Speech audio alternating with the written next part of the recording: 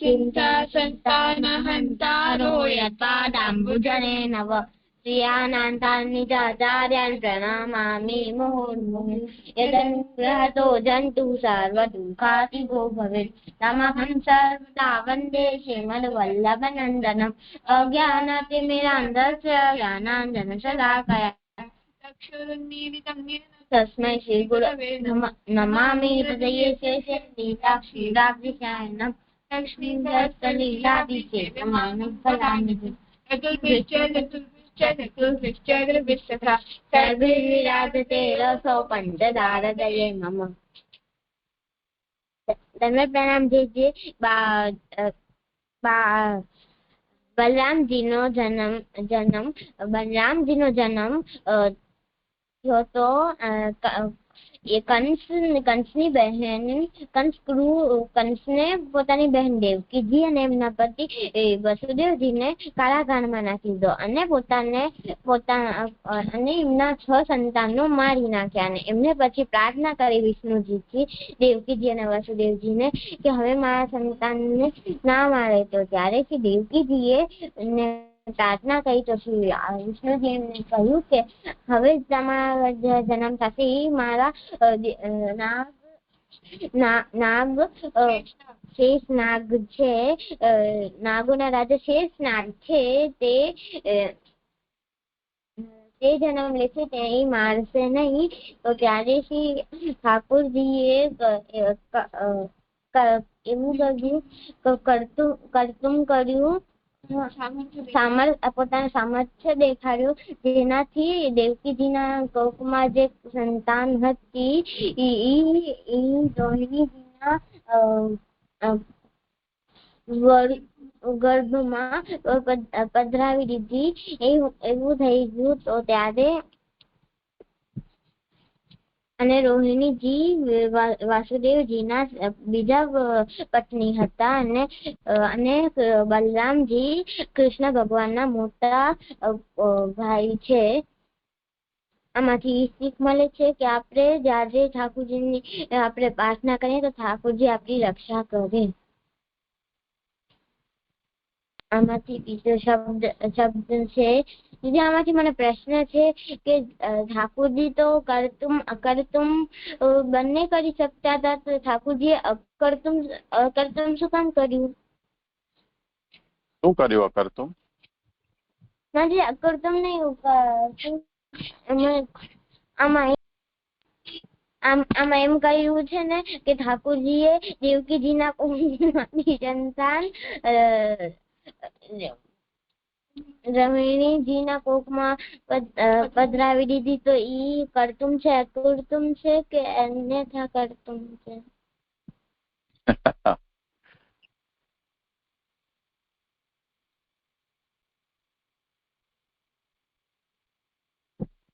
જો કર્તુમ અને અન્યથા કર્તુમ બંને વસ્તુને આમાં આપણે લઈ શકીએ છીએ. એનું કારણ એ છે, અને વાત સમજો કઈ રીતે સમજવાનું છે આ વાતને બંનેને. કર્તુમ સામર્થ્ય એટલે કરવા માટેની સામર્થ્ય, અને કરવા માટેનો મતલબ બધું કરવા માટે. તો બધું કરવામાં જ્યાં તો અન્યથા કર્તુમ અને અકર્તુમ એ બંને પણ આવી ગયા, કેમ કે બંને કરવાનું જ તો છે ને. ન કરવું એ પણ કરવાનું છે અને બીજી રીતે કરવું એ પણ કરવાનું જ છે. એટલે કર્તુમ સામર્થ્યમાં બધું જ આવી ગયું.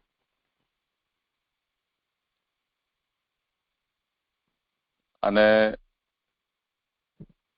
જો આપણે અકર્તુમ સામર્થ્ય અને અન્યથા કર્તુમ સામર્થ્ય એ બેને કર્તુમ સામર્થ્યથી જુદી ગણવી છે તો પછી આપણને એ વિચારવું પડશે કે અકર્તુમનો મતલબ શું અને અન્યથા કર્તુમનો મતલબ શું, અને એ કર્તુમ સામર્થ્યથી જુદી કેવી રીતે છે.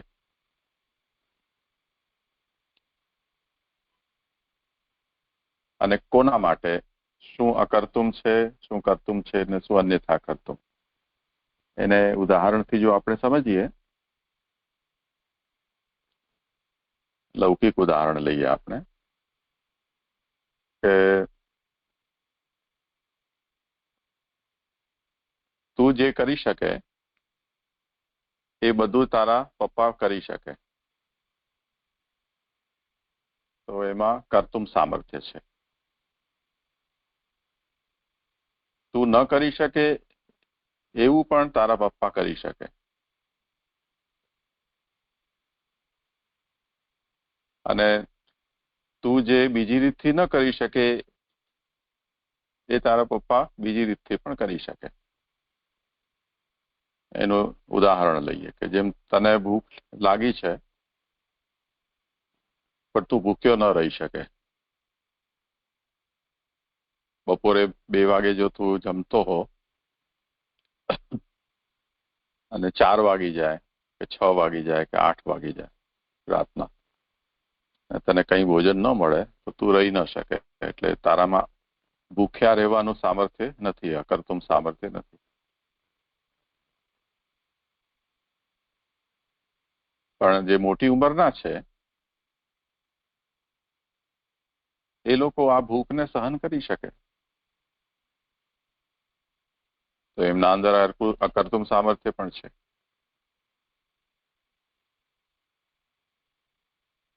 બીજું, અન્યથા કર્તુમનું ઉદાહરણ લો. અન્યથા કર્તુમનો મતલબ અન્ય એટલે બીજું, થા એટલે પ્રકાર, અન્યથા એટલે બીજા પ્રકારે કરવું. એટલે કોઈ કામ જે રીતે થતું હોય તે રીતે જ થતું હોય, એને બીજા રીતથી કરવું આપણા માટે શક્ય ન હોય. જેમ સૂર્ય પૂર્વમાંથી ઉગે છે, પશ્ચિમમાં અસ્ત થાય છે, આપણે એનું ઊંધું ન કરી શકીએ.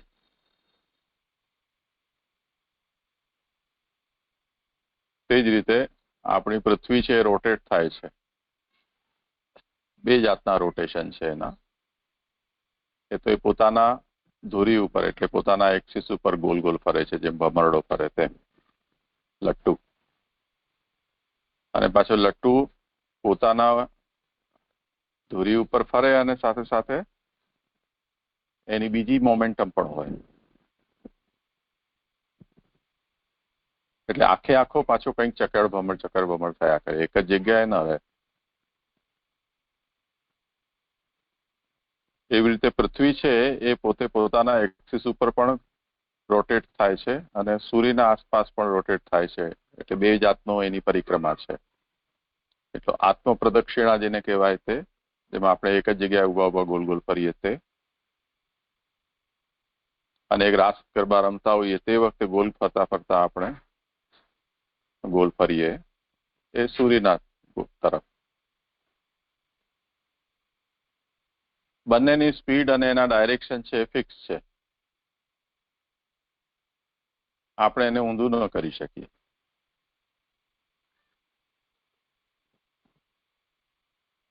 બીજું, આપણે પૃથ્વીથી ચીટકેલા નથી. જેમ ફેવિફિક્સ લગાવી દો કે લોખંડને આપણે વેલ્ડિંગ કરી દઈએ, એવી રીતે પૃથ્વી સાથે આપણે ચીટકેલા નથી. એટલે આપણે કૂદકો મારી શકીએ છીએ, પણ કૂદકો મારવા પછી પણ આપણે પાછા પૃથ્વી ઉપર જ પડીએ છીએ.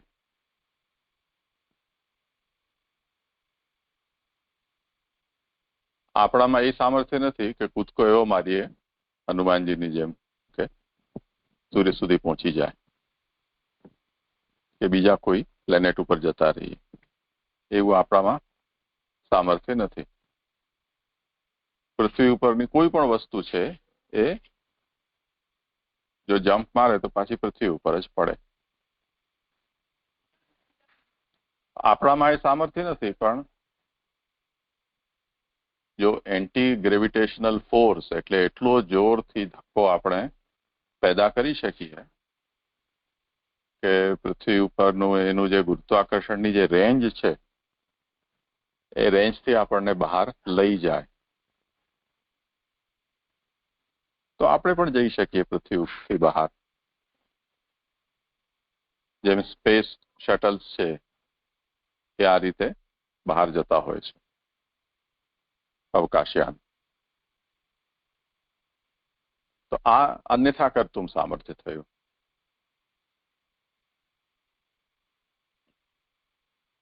લૌકિક ઉદાહરણ આપણે લઈએ તો આપણે પગ ઉપર ચાલીએ છીએ, હાથ ઉપર ચાલી નથી શકતા.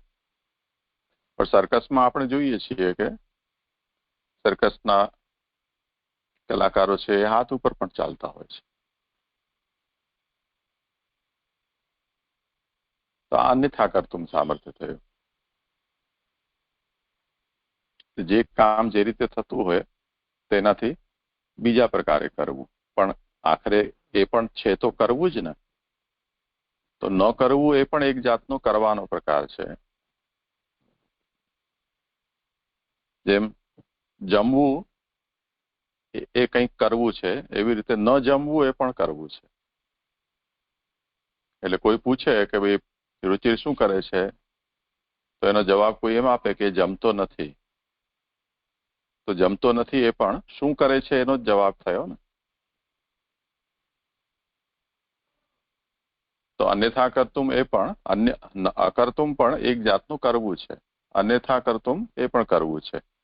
એટલે કર્તુમ સામર્થ્યમાં બધું આવી ગયું. પણ જો આપણે એ વાતને અલગ સમજવી હોય તો આપણે કેવી રીતે સમજવું પડશે કે આપણે કેટલાક કાર્યો કરી શકીએ છીએ પણ બધા કાર્યો નથી કરી શકતા.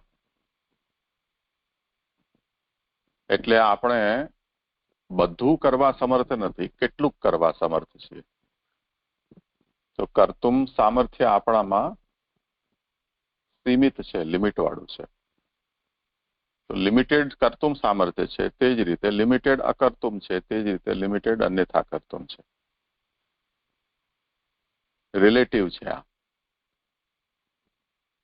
જેમ તારાથી નાનો બચ્ચો હોય, કોઈ હજી પેદા જ થયો હોય, માની લો કે તારો ભાઈ કે બહેન, એને જો દૂધ પીવડાવ્યું 2 કલાકમાં, તો 2 કલાક તો ઘણું કહેવાય. એટલી વારમાં તો પાછો કાંઈ મચાવી દે. આપણે એમ કહીએ કે આ માણસ છે, કોણ છે, ફૂટતું જ નથી, કેટલું નાખો અંદર.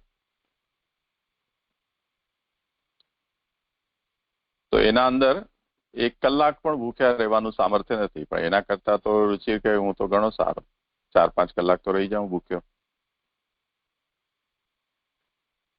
તો અકર્તુમ સામર્થ્ય એના રિલેશનમાં તારા અંદર વધારે છે. અન્યથા કર્તુમમાં પણ એ જ રીતે સમજો કે એટલો નાનો બચ્ચો છે, એ હજી બેસતા પણ જેને આવડતું નથી, કે પડકું પણ ફેરવતા જેને આવડતું નથી, એના સામે તારા અંદર એ બધા સામર્થ્ય છે કે તું બેસે, ઉભે, કૂદકો મારે, પગથિયા ચડી જાય, આડોટી પણ શકે. તો આ બધા અન્યથા કર્તુમ સામર્થ્ય છે. એવી રીતે ભગવાન જ્યારે એની સાથે આપણે ભગવાન સાથે આ અસામર્થ્ય કે સામર્થ્યની તુલના કરીએ, અકર્તુમ કે અન્યથા કર્તુમની, તો એ લિમિટલેસ થાય. એટલે અસીમિત કર્તુમ સામર્થ્ય, અસીમિત અકર્તુમ સામર્થ્ય, અસીમિત અન્યથા કર્તુમ સામર્થ્ય. જેમ મેં સૂર્યોદય સૂર્યાસ્તનું ઉદાહરણ આપ્યું, તો મહાભારતના યુદ્ધમાં જે વખતે જયદ્રથનો વધ કરવાનો પ્રસંગ આવ્યો, ત્યારે અર્જુને એવી પ્રતિજ્ઞા કરી હતી કે સૂર્યાસ્ત પહેલા જો હું એનો વધ નહીં કરું તો હું બળી મરીશ. અને કૌરવોએ જયદ્રથને એવો સંતાડી દીધો કે અર્જુન એને જોઈ ન શકે. ભગવાનને એમ લાગ્યું કે હવે આ તો અર્જુન મૂર્ખામીમાં પ્રતિજ્ઞા પાડી નહીં શકે ને મરશે. એટલે ભગવાને બધાને એવું દેખાડી દીધું કે જાણે સૂર્યાસ્ત થઈ રહ્યો હોય. આવું તો આપણાથી કરવું શક્ય નથી.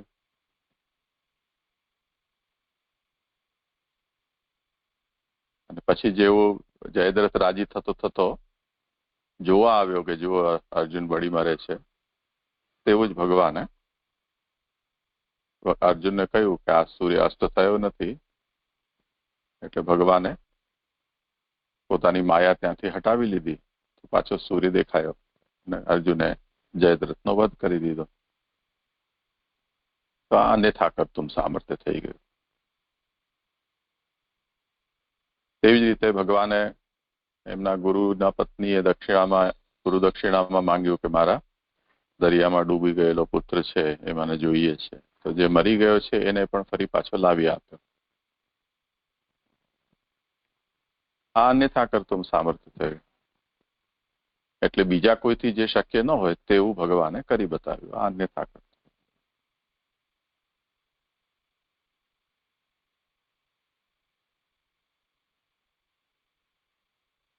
હવે અહીંયા શું થયું? આ જે તે પ્રશ્ન કર્યો એમાં ફરીથી ધ્યાનથી સમજો કે દેવકીજી માના ઉદરમાં જે પુત્ર હતો એ પુત્રને રોહિણીજીના ગર્ભમાં ભગવાને મોકલી દીધો.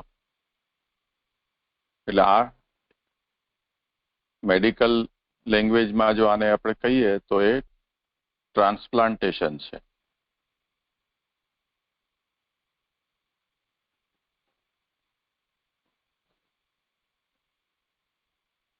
આજના સમયમાં હજી સુધી સાયન્સ કે મેડિકલ સાયન્સ એટલું એડવાન્સ નથી થયું કે કોઈકના પેટમાં બચ્ચાને જીવતો જ કોઈ બીજાના પેટમાં ટ્રાન્સફર કરી શકે કે ટ્રાન્સપ્લાન્ટ કરી શકે.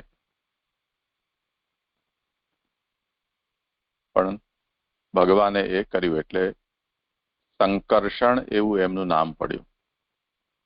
કર્ષણ એટલે ખેંચવું.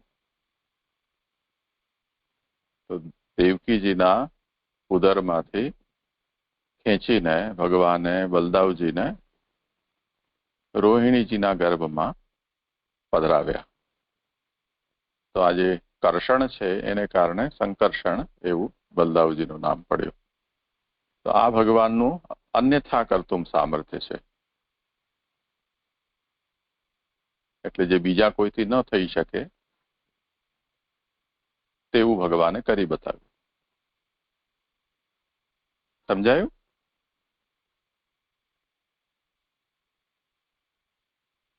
તારો પ્રશ્નનો સમાધાન થયું કે નહીં? શું થયું બતાવ તો.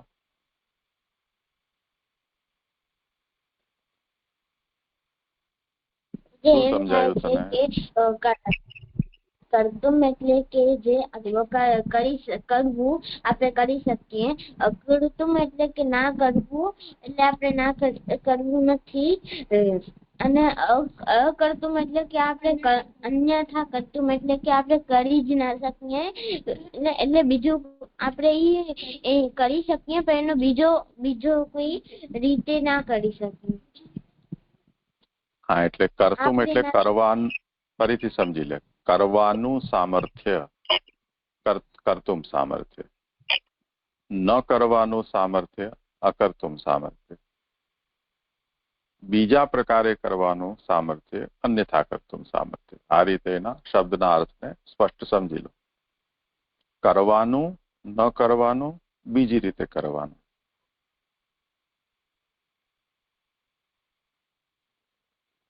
બોલ. કરવાનું, ના કરવાનું અને બીજી રીતે કરવાનું. આ ત્રણ કોના અર્થ થયા? જે કરવાનું એટલે કે કર્તુમ, ના કરવાનું એટલે અકર્તુમ અને બીજી રીતે કરવાનું એટલે અન્યથા કર્તુમ.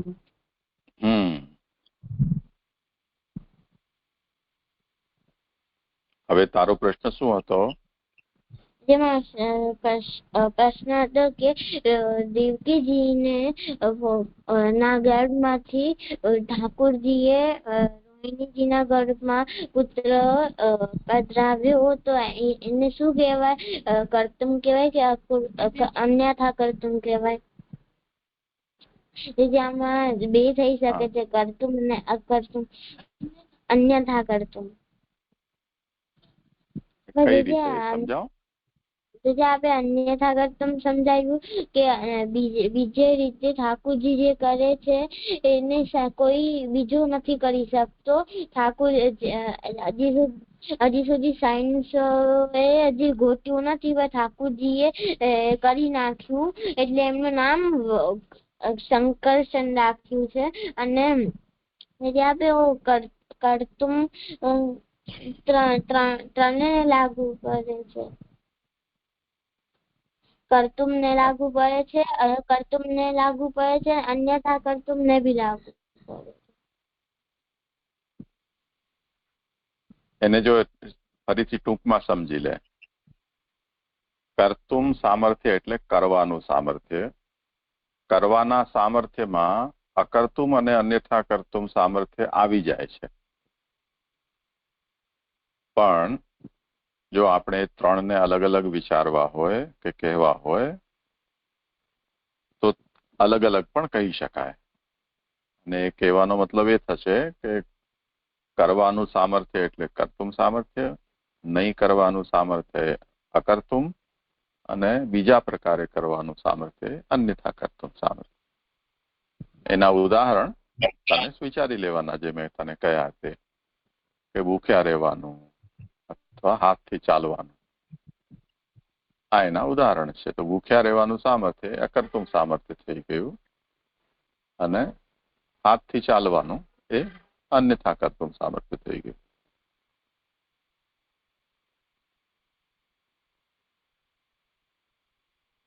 સારું, ચાલો.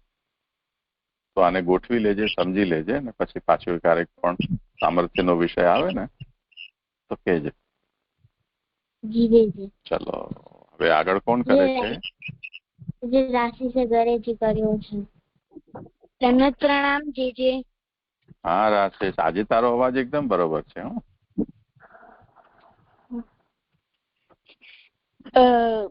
કૃષ્ણદાસજીનો 10મો પ્રસંગ. એક દિવસ એક વૈષ્ણવોએ કૃષ્ણદાસજીને 300 મહોરો આપી અને કૂવો બનાવવાનું કહ્યું, અને 200 મહોરોનો કૂવો બનાવ્યો, અને પછી 100 મહોરોથી તેનું મોઢું બનાવવાનું નક્કી કર્યું.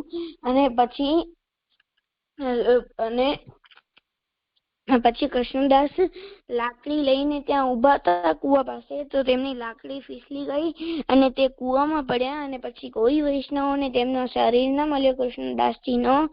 અને પછી શ્રી ગુસાઈજી શયન ભોગ પછી બારે બિરાજતા હતા. તેમના સાથે રામદાસજી પણ હતા.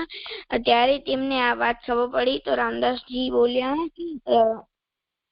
તામસા નામ અધોગતિ. અને પછી શ્રી ગુસાઈજી તેમને આમ ન કહ્યું કે તમે આમ ન કહો, તે આચાર્યજીના કૃપા પાત્ર ભગવદીય છે.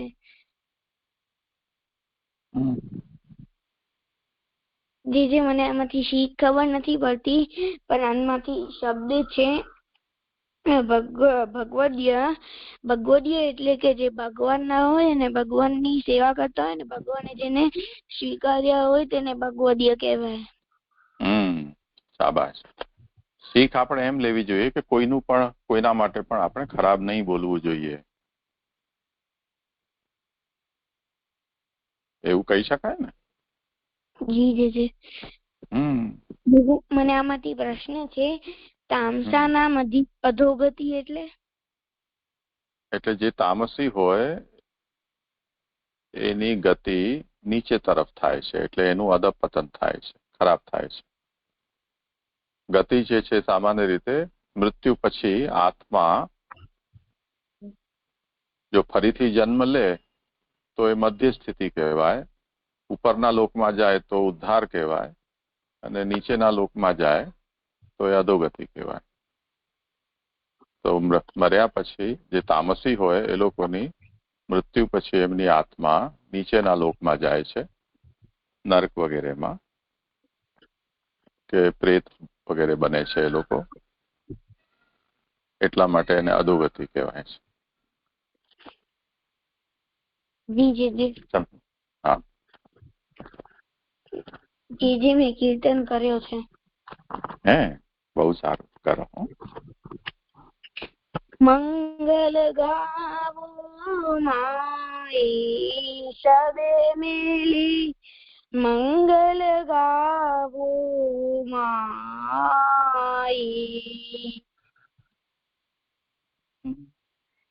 आज लाल को जन्म घोष है, बाज तिरंग बधाई सबे मिली, मंगल गावो माई. आंगन लीपो चौक पुराओ, विप्र पठन लागी करो श्रृंगार श्याम सुंदर को, चुवा चंदन मेद. मंगल गावो माई सबे मिली, मंगल गावो माई. आनंद भरी नंद झुकी रानी, फूली अंगन समाई, परमानंद दास तियो सर, बहुत न्योछावर पाई. मंगल गावो माई, मंगल गावो माई सबे मिली, मंगल गावो माई. થઈ ગયું? જી બહુ સારું. હો, કયો રાગ હતો આ? જીજી ધનાશ્રી. હે, તો આપણે સુધારવું પડશે. ધનાશ્રીના સ્વર બધા ખોટું ગાય છે. આશીષ, જી જીજી. આના સ્વર તું લખી દેજે તો આપણે સુધારી દઈએ બધી પુસ્તકમાંથી ને. હો, કઈ ગડબડ તો નથી થઈ ને? હે ને? હા, તો સુધારી દેજે. ચલો આગળ હવે કોણ કરે છે? નાનકભાઈ નામ છે આજે. હું જલભેદ નું શરૂઆત થી આવર્તન કરું, પહેલા 4 શ્લોકનું. હા, કરો. જી જય. એટલે શ્રી મહાપ્રભુજીએ એટલે જલભેદ નું જે ઉપક્રમ છે એમાં શ્રી મહાપ્રભુએ જલભેદ કોના માટે રચ્યું છે ઉપલબ્ધ નથી, પણ આ ભક્તિવર્ધિની સાથે આ ગ્રંથ જોડાયેલું છે. એટલે ભક્તિવર્ધિનીમાં શ્રવણ અને કીર્તન ઉપર વધારે ભાર આપ્યું છે, અને જલભેદમાં શ્રી મહાપ્રભુજી સમજાવે છે કે કયા વક્તા પાસેથી આપણે શ્રવણ કરવું. એટલે જલભેદ એમના માટે છે, એવા શ્રોતા માટે છે, એટલે શ્રોતા સમજી શકે કયા વક્તા એમના માટે બરાબર છે. અને પંચપદ્યાની જે જલભેદ પછી આવે છે એ વક્તા માટે છે, એટલે જોઈ શકે કયા શ્રોતા બરાબર છે. તો હવે પહેલા શ્લોકમાં શ્રી મહાપ્રભુજી આ ગ્રંથનું સબ્જેક્ટ મેટર બતાવી રહ્યા છે, પણ એના પહેલા મંગલાચરણ કરે છે અને હરિને નમન કરી રહ્યા છે શ્રી મહાપ્રભુજી. હરિ એટલે જે વિઘ્ન અને પાપ કે દુઃખોને હરનારા છે, એટલે જે કાર્યની સિદ્ધિ માટે શ્રી મહાપ્રભુજી આ જલભેદ રચ્યું છે, એ કાર્ય પ્રભુના કૃપાથી પૂર્ણ થાય એ માટે અહીંયા શ્રી મહાપ્રભુજી મંગલાચરણ કરી રહ્યા છે. અને અહીંયા શ્રી મહાપ્રભુજી સમજાવે છે કે ભગવાનના ગુણોના ભેદ કરનારા 20 ભાવોને અહીંયા શ્રી મહાપ્રભુજી સમજાવી રહ્યા છે, જેને જાણવાથી જે પણ સંશય હોય દૂર થઈ શકે.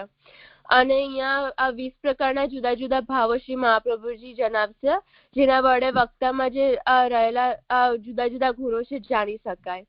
એટલે અને આ જલના ઉદાહરણથી સમજાવ્યું છે. એટલે બાય નેચર જલ તો અવ્યક્ત અને મધુર પ્રકારનું છે, એટલે જલને કોઈ દિવસ નામ નથી આપી શકતા કે એનું વર્ણન નથી કરી શકતા, પણ જલ જ્યાં પડે. હા જય. અવ્યક્ત અને મધુર એમ નહીં, અવ્યક્ત મધુર એક વર્ડ છે. એટલે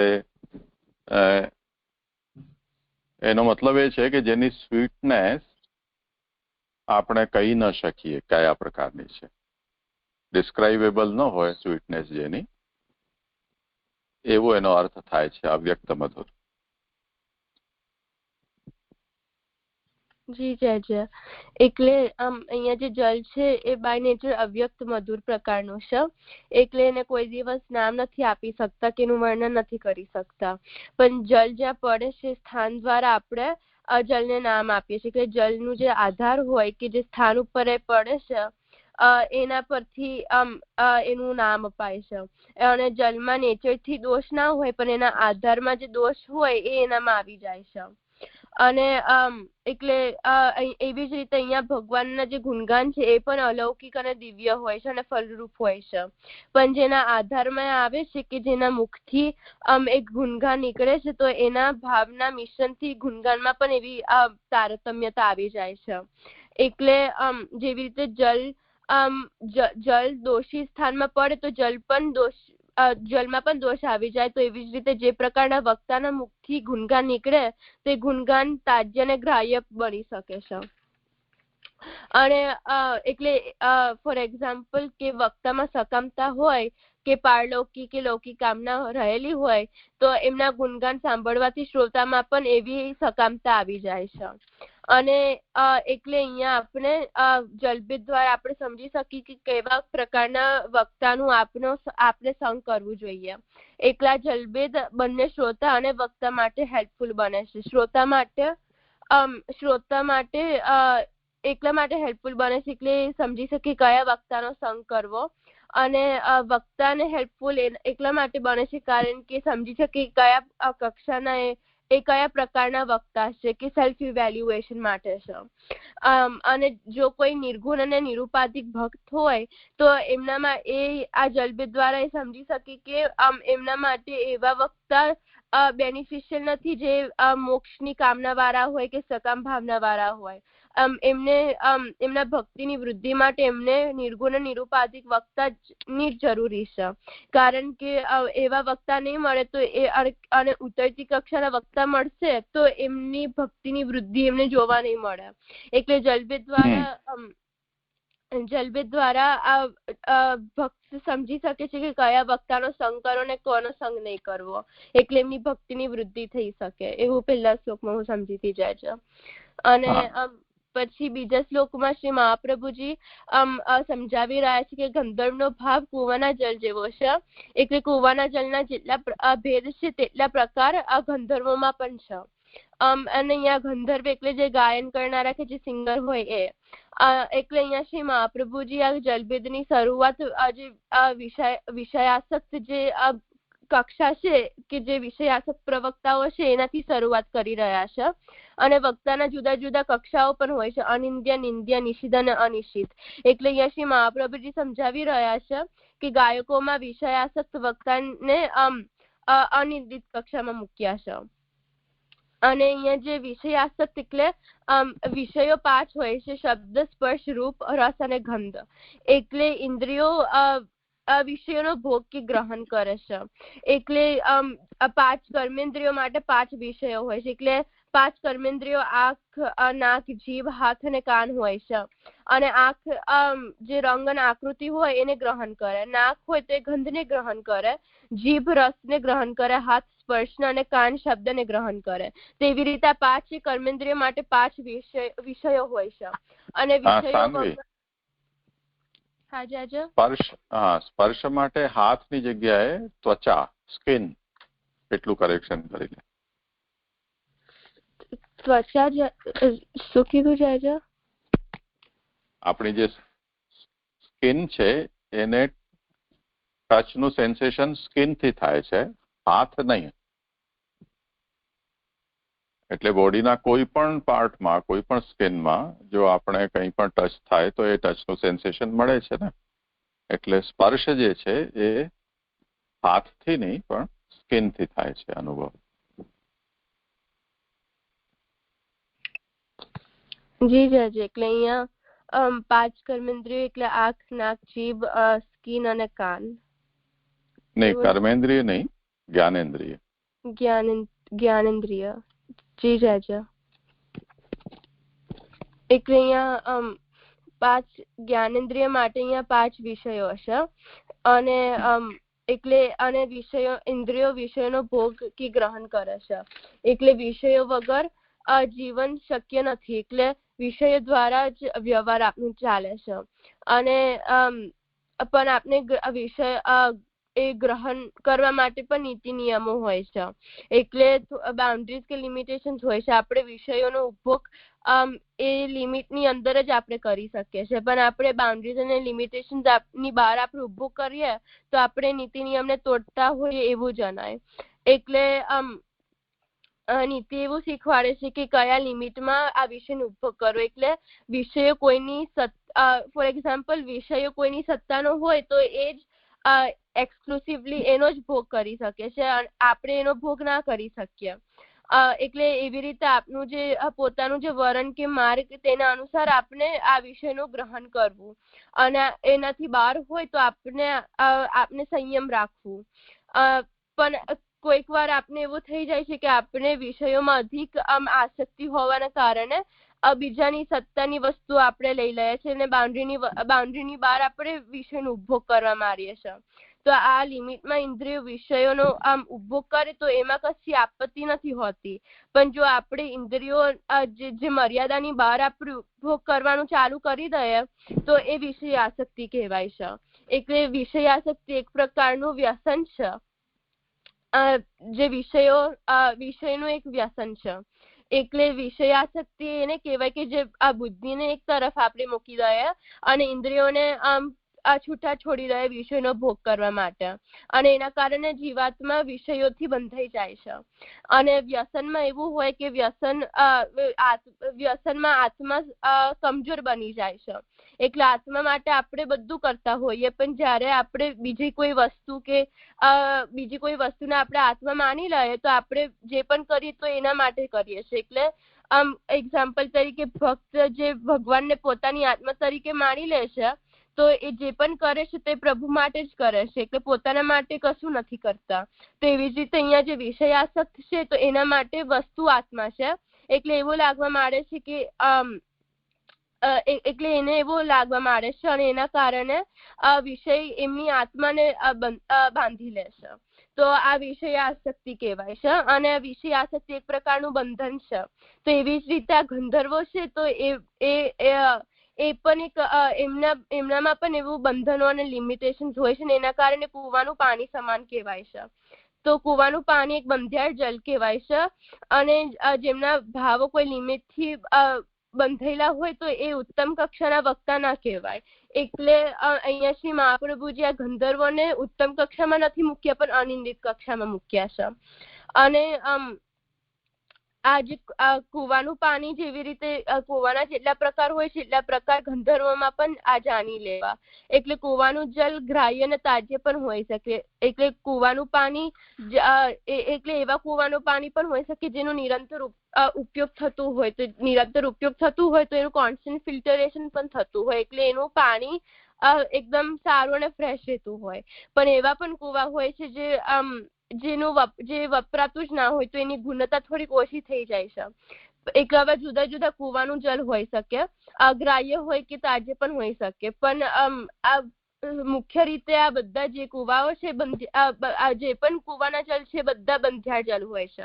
તો એવી રીતે જે ગંધર્વો છે એમાં પણ એવા જુદા જુદા પ્રકાર હોય, પણ એમના મુખ્ય રીતે તો બધા ગંધર્વોમાં લિમિટેશન હોય છે કે જે ગાન કરી રહ્યા છે તો પણ એ ગાન એમનું નથી અને એમના એ ગાનમાં જે ભાવ છે એ પોતાના નથી. એટલે ગંધર્વો ખાલી સંગીત જ કરી રહ્યા છે. તો અહીંયા એવો પ્રશ્ન થાય કે આ ગાયકો કેમ વિષય આસક્ત છે? તો અહીંયા સમજવું કે ગાયકોનો વિષય શબ્દ કે સાઉન્ડ છે. તો શબ્દનો ઉપભોગ કે ગ્રહણ કાન કરે છે, પણ કાન એ જે સાઉન્ડ છે એનો અર્થ નથી કાઢી શકતા. એ બુદ્ધિ છે એ જ અર્થને સમજી શકે છે. તો ગાયકો માટે શબ્દ કે સાઉન્ડ જ મહત્વનું છે, એનો મીનિંગ કે જે અર્થ છે એટલું મહત્વનું નથી. તો આ જે ગાયકો છે ખાલી સંગીતનો જ આનંદ કરવા માટે આ ભગવત ગુણગાન કરી રહ્યા છે.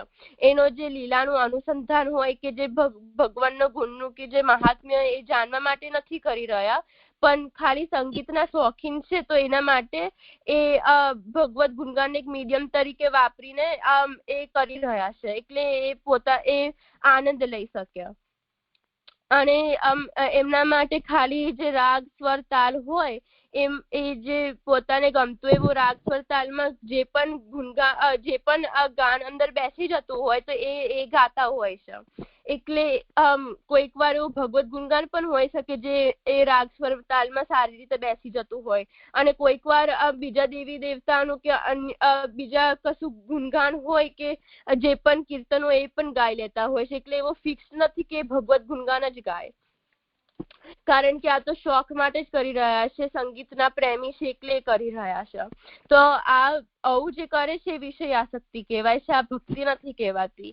જો ભક્ત હોય તો એ ભગવત ગુણગાન ભગવાન માટે જ કરે અને ભગવાનના લીલાનું અનુસંધાન માટે જ કરે. એટલે ભક્તને ઉત્તમ વસ્તુ ભગવાનને સમર્પણ કરવું હોય અને એમને સંગીતની કલા હોય તો એમને ઠાકોરજીને એવું બતાડવું હોય એટલે એ ગુણગાન કરતા હોય છે.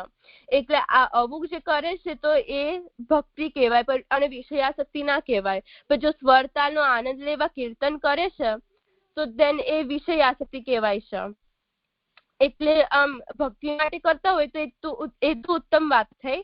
પણ અહીંયા શ્રી મહાપ્રભુજી આ શ્લોકમાં ભક્ત વૈષ્ણવ સેવક એવી કશી ટર્મિનોલોજીસ નથી, એનો પ્રયોગ નથી કર્યો, પણ ગંધર્વ શબ્દનો પ્રયોગ કર્યો છે. અને ગંધર્વ જે મુખ્ય રીતે વિષય આસક્ત છે, કારણ કે સંગીત માટે આ ભગવત કીર્તનનો ઉપયોગ કરે છે. પણ જેવી રીતે અહીંયા શ્રી મહાપ્રભુજી સમજાવ્યું કે જેટલા કુવાના પ્રકાર છે એટલા ગંધર્વમાં પણ છે. એટલે ગંધર્વમાં અનિંદિત પણ હોઈ શકે, નિંદિત પણ હોઈ શકે, નિષિદ્ધ પણ હોઈ શકે, અને કોઈક વાર એના મિક્સ પણ હોઈ શકે મિશ્રણ રૂપે. તો જે પણ અહીંયા જે અનિંદિત જે ગંધર્વ છે એમાં ખાલી એમનામાં તો વિષય આસક્તિ તો છે જ, બધામાં વિષય આસક્તિ છે ગંધર્વોમાં, પણ જે અનિંદિત જે ગંધર્વ છે એમની વિષયાસક્તિ ભગવત ગુણગાન સુધીને નથી જતી, ખાલી સંગીત સુધીને જ જાય છે. એટલે સંગીતના પ્રેમી છે એ કોન્ટેક્સ્ટમાં જ એમની વિષયાસક્તિ છે, પણ ભગવત ગુણગાન પૈસા માટે એવું ગુણગાન નથી કરતા.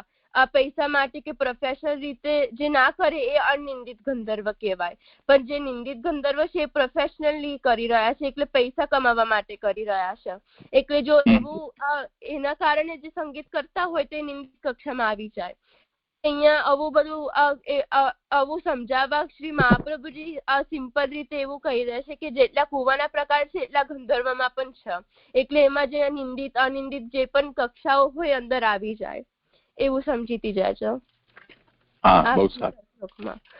અને ત્રીજા શ્લોકમાં શ્રી મહાપ્રભુજી હવે જે પૌરાણિકોના વિશે સમજાવી રહ્યા છે. એટલે અને આ પૌરાણિકોને નહેરનું પાણી સમાન સમજાવ્યું. એટલે નહેરનું પાણી વહેતું જલ છે, પણ એ ખેતર કે જલ પીવા માટે અને માટે વપરાતું હોય છે, અને મોટા જલાશય વચ્ચેનું મીડિયમ હોય છે. એટલે જે નદી કે જે ડેમ કે એવા આ મોટા જલાશય હોય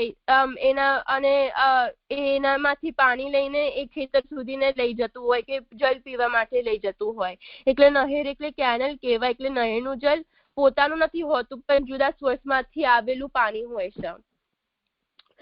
તો આ જે નહેરનું પાણી છે એ પરંપરાયુક્ત છે. તો એવી જ રીતે જે પૌરાણિકો છે એ પણ પરંપરાયુક્ત કહેવાય છે. કારણ કે કોઈ જમાનામાં એવું હતું કે પુરાણથી આજીવિકા ચલાવી એ ઈચું વ્યવસાય કહેવાતો, એ અધમ વૃત્તિ કહેવાતી. અને એટલે એની આજીવિકા એટલે બ્રાહ્મણ જે હોય તો એ પુરાણથી આજીવિકા નતા કરતા, કારણ કે જો બ્રાહ્મણ એવું કરે તો એ અધમ વૃત્તિ અધમ બ્રાહ્મણ કહેવાતા. તો આ આજીવિકા એમના માટે જ હતી કે જે વર્ણશંકર હોય. અને વર્ણશંકર બે કોમ્બિનેશન હોય છે વર્ણશંકરમાં, અનુલોમમાં અને પ્રતિલોમમાં. અને આ દરેક વર્ણમાં હોય છે. અનુલોમા એટલે બ્રાહ્મણ પુરુષ ક્ષત્રિય સ્ત્રી સાથે લગ્ન કરે, અને કે બ્રાહ્મણ પુરુષ વૈશ્ય સ્ત્રી સાથે લગ્ન કરે. અને પ્રતિલોમા એટલે બ્રાહ્મણ સ્ત્રી ક્ષત્રિય પુરુષ સાથે લગ્ન કરે અને બ્રાહ્મણ સ્ત્રી વૈશ્ય પુરુષ સાથે લગ્ન કરે. એટલે આવી રીતે આ દરેક વર્ણમાં આવા કોમ્બિનેશન હોય છે. એટલે ટોટલ 12 કોમ્બિનેશન થયા. તો આ વર્ણશંકરમાં કોઈ આ જે વર્ણશંકર હોય એમને સંસ્કાર કરવાના કે શાસ્ત્રીય કર્મ કરવાના અધિકારી નથી. એટલે એ ધર્મ ના કરી શકે, પણ બધાને જીવવાનો અધિકાર હોય છે. એટલે એના માટે જે શાસ્ત્ર છે, શાસ્ત્રએ એમની આજીવિકા પુરાણની કથા કરવાની કહ્યું છે. અને વર્ણશંકર જે સંતતિ છે એમને સૂત કહેવાય છે.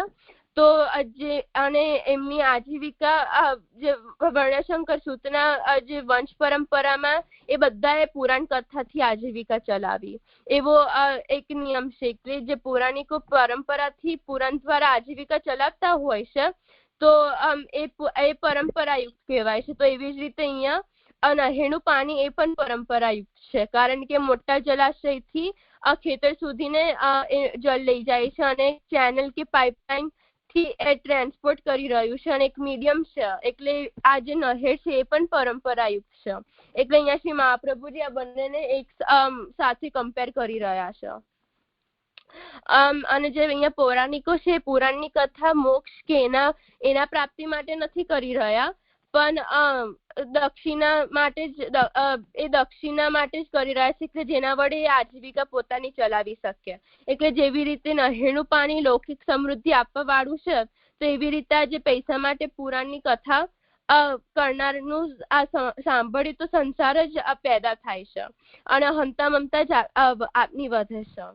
તો ઉત્તમ એટલે જ્ઞાન વૈરાગ્ય ભક્તિ કે એમની એના માટે નથી કરી રહ્યા, પણ ખાલી પોતાની આજીવિકા ચલાવવા માટે જ કરે છે. તો એમનું સાંભળ્યું તો આપની પણ સંસાર આસક્તિ જ વધશે. એટલે અહીંયા પૌરાણિકો નિંદિત કક્ષાના કહેવાય છે, કારણ કે પ્રોફેશનલી આવું કરી રહ્યા છે. પણ એનો મતલબ એવું નથી કે આ પૌરાણિકો જે પ્રોફેશનલી કરે છે તે પ્રોફેશનલી કાયમ માટે કરે. એટલે એવું મિડલ ગ્રાઉન્ડ પણ હોઈ શકે. એટલે અહીંયા શ્રી મહાપ્રભુજી સમજાવી રહ્યા છે કે જેવી રીતે નહેરનું પાણીમાં પણ સબ કેટેગોરીઝ હોય છે, તેવી રીતે પૌરાણિકોમાં પણ સબ કેટેગોરીઝ હોઈ શકે. કારણ કે અહીંયા જે બે પ્રકારના નહેર હોઈ શકે. એક કે જે જલ પીવા માટે વપરાતું હોય અને બીજું જે ક્ષેત્રમાં જતું હોય અને એગ્રીકલ્ચર માટે વપરાતું હોય. બંને પરંપરાયુક્ત તો છે જ, પણ એમનું જે પર્પસ છે જુદું પડી જાય છે. એટલે જે જલ પીવા માટે વપરાતું હોય એ જે નહેરનું પાણી શુદ્ધ અને નિર્દોષ જલ કહેવાય છે. તો એની સાથે જે કમ્પેર કરી રહ્યા છે પૌરાણિકો શ્રી મહાપ્રભુજી, એ પણ નિષ્કામ કે આત્મકલ્યાણ માટે પુરાણની કથા કરતા હોય. પણ જે ક્ષેત્રમાં જે નહેરનું પાણી ક્ષેત્ર સુધીને જતું હોય ને લૌકિક સમૃદ્ધિ એના વડે જે પ્રાપ્ત થતી હોય, તો એના સમાન જે પૌરાણિકો છે એ આજીવિકા માટે પુરાણની કથા કરતા હોય.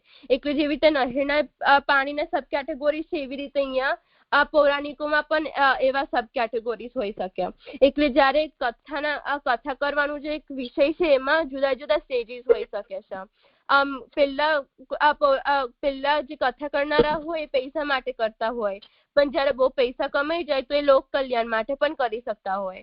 અને પછી અને જયારે એવું થઈ જાય તો એ પોતાના સુખ માટે પણ એમને કરતા હોય, કારણ હેબિટ એવી પડી ગઈ હોય, એવી કથા વગર એમને ચાલે ના, તો એ પોતાના માટે એમને કરતા હોય છે. એટલે પૌરાણિકો પ્રોફેશનલી કરતા હોય, પણ એ ઓલવેઝ પ્રોફેશનલી કરે નેસેસરી નથી. સમટાઈમ્સ એવું મિડલ ગ્રાઉન્ડ પણ હોઈ શકે છે. પણ આપને ખાલી અહીંયા સમજવું કે જે આ પૌરાણિકો છે એ મુખ્ય રૂપે એવા છે કે જે આજીવિકા ચલાવવા માટે કરે છે, અને આજીવિકા ચલાવવા માટે કરે છે એટલે એમનું સાંભળ્યું તો આપની લોક આસક્તિ જ વધશે. એવું આ શ્લોકમાં હું સમજી હતી. પછી જે ચોથો શ્લોક છે એમાં એવું સમજી અહીંયા શ્રી મહાપ્રભુજી વૈશ્યના વિશે સમજાવી રહ્યા છે. તો અહીંયા વૈશ્ય એ છે કે જે નાચી ગાય કે રૂપ વડે એમનું ગુજરાન ચલાવતા હોય. અને પહેલાના જમાનામાં તો એ લોકના વચ્ચે લોકના સમક્ષ આવું નાચતા અને ગાતા, પણ હવે ટેકનોલોજી આવી ગઈ છે તો ટેલિવિઝન ઉપર પણ જે એવું નાચતા ગાતા હોય એ પણ વૈશ્ય સમાન જ સમજાય છે. તો અહીંયા શ્રી મહાપ્રભુજી જે વૈશ્ય સંહિતા એવું કહી રહ્યા છે તો એનાથી આપણે સમજવું કે જે ગાયકો વૈશ્યના સાથે ગાન કરતા હોય અને આવું કરતા હોય તો એ ખાડાનું જે ગંદુ પાણી હોય એના સમાન છે. અને અહીંયા જે મતા એવું કહી રહ્યા છે શ્રી મહાપ્રભુજી, તો મત એટલે જે નશામાં જે રહેતા હોય એ, તો જે ખરાબ વસ્તુનું સેવન કરતા હોય એવા નશેડીઓના સંગમાં આવી કે એમના સન્મુખ ગાતા હોય ભગવત ગુણગાન, તો એ ગર્ત સમાન છે. ગર્ત એટલે જે ગંદુ પાણી ભરવા માટેનો જે ખાડો હોય એ. તો જેવી રીતે આપણે અપવિત્ર જળનું સ્પર્શ થઈ જાય તો આપણે સ્નાન કરવું પડે છે, તો એવી જ રીતે આવા જે પ્રવક્તા આવા વૈશ્યા કે જે નશેડીઓના સંગમાં રહેતા હોય તો એ સ્વતંત્ર રીતે પણ ભગવત ગુણગાન કરે તો એમના ભાવ અપવિત્ર જ રહેશે. એમના સંગમાં જ્યારે હોય ત્યારે તો એમના ભાવ અપવિત્ર કહેવાય જ છે, પણ એમનાથી સ્વતંત્ર પણ હોય અને પોતાના રીતે ભગવત ગુણગાન કરતા હોય તો પણ અપવિત્ર જ ગણાય છે. અને આ ગાયકોને એટલે અહીંયા શ્રી મહાપ્રભુજી આ ગાયકોને નિશ્ચિત કક્ષામાં મૂક્યા છે, એવું સમજીતી જાજો. સુંદર.